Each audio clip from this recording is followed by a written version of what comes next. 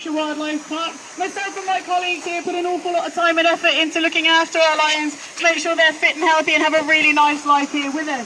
Now, unfortunately, out in the wild, wild populations of lions are facing a huge amount of problems, and they are unfortunately mainly man-made. Anybody got any ideas as to why lions might have some issues with people? Yep. Poaching? Poaching, yeah, absolutely. Unfortunately for lions, they are poached both illegally and legally. There's a horrific trade that runs in Africa called canned hunting, where lions are raised by people, so they have no fear of people whatsoever. They are then released into a pen, and people can spend a huge amount of money to actually shoot that lion and then take it home. Quite often, tourists can pay around $30 to feed the babies. Again, they're just aiding in something that they're not really sure about. Those lions then go into the canned hunting industry. This is horrific, and it's also done for wild lions as well, so people will go and illegally shoot wild lions also. The other problem for lions... The other problem for lions is conflict with humans. Lions do unfortunately sometimes take livestock. This means that farmers don't like them very much for obvious reasons. And then the farmers go out and shoot the lions. Other problems are our encroachment out into lion habitat. We build our roads and we take with us our domestic animals, which spread diseases to wild lions as well.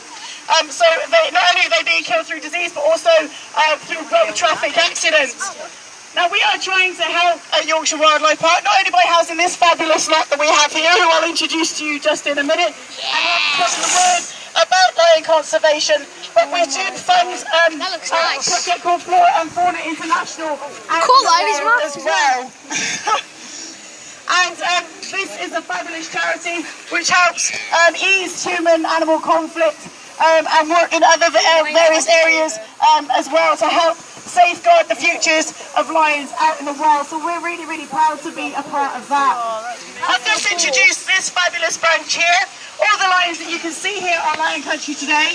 We're a part of the biggest big cat rescue to ever take place. Yorkshire Wildlife Park rescued these guys about 7.5 years ago from a zoo in Romania. At that time there were 16 lions living in 3x4 metre cages. When they came here they were very malnourished and they had ulcerated feet and were in a pretty poor state.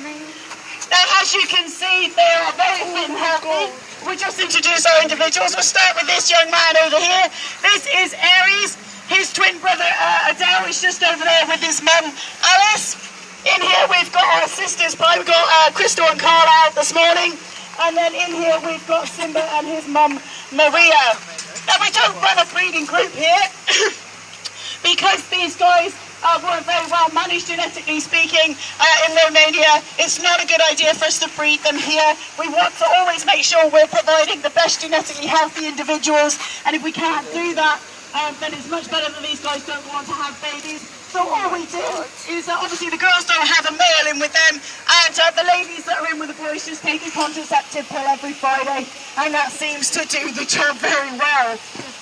Now, this is one of the ways we feed our lions.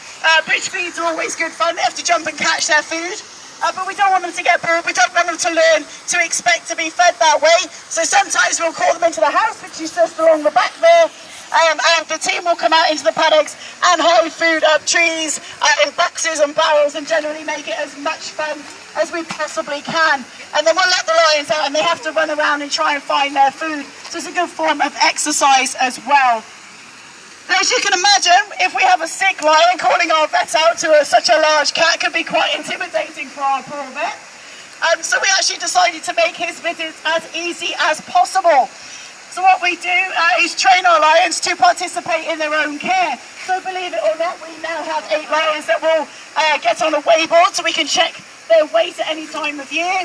They'll also line up for their vaccines. Our record is 8 lions in about 20 minutes, so they were very good indeed. They line their bottoms up against the fence, they get an injection, and then they go out and have a main feed. So they really, really do quite like injection day now, actually. They're also trained to stand up and present their bodies. It's always useful for us to be able to check their body condition, so we can get them to stand up, we can get a good look at the underside of them as well. The result of all that training and hard work are the beautiful, happy, healthy lions you can see in front of you this morning.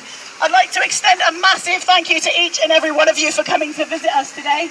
because without your help and support, we couldn't have done a rescue like this. So thank you ever so much. If you would like to contribute towards our work with Flora and Fauna International, we do have a bucket here at the end of the talk for anybody who would like to donate. You may well have seen a lovely car crammed with stuffed toy lions on your way into Lion Country. If anybody would like the opportunity to win a meeting with one of our lions, you will be with the rangers and you will come out afterwards, I do promise. Then tickets are, guesses are £1 to go, and all that money goes towards Flora and Fauna International. I'm going to round up my talk there. Thank you ever so much for coming along and learning a little bit about our lions and watching them have their breakfast. I hope you have a wonderful day here with us at Yorkshire Wildlife Park. Thank you.